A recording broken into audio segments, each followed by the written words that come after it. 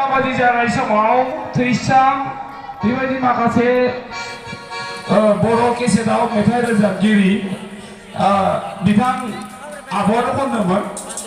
सोरजोंबा दैमारि आब'आ दा बिथांखौ जोङो जोंनि गेजेराव बहुद बोसोर लोगो मोनाखैमोन नुवाखैमोन बेखायनो